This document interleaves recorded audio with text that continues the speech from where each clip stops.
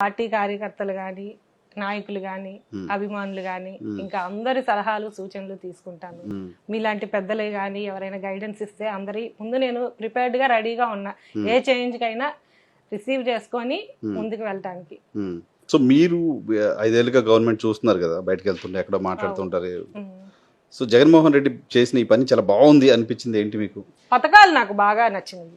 నవరత్నాలు ఒక బిడ్డ కడుపులో పడ్డ దగ్గర నుంచి ఆ తల్లికి ఉపయోగపడుతుంది.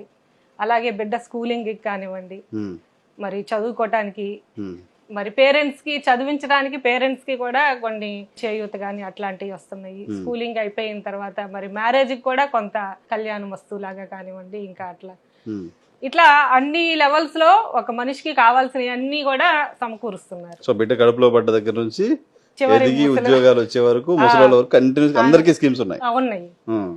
సో మరి ఆ గవర్నమెంట్ అనేది మళ్ళీ రావాలి అని చెప్పి ప్రజలందరూ కూడా అనుకుంటే ఇంకా బాగుంటది. నాకు కూడా ఖచ్చితంగా నాకు అవకాశం వచ్చింది కాబట్టి నేను ఖచ్చితంగా చేస్తాను.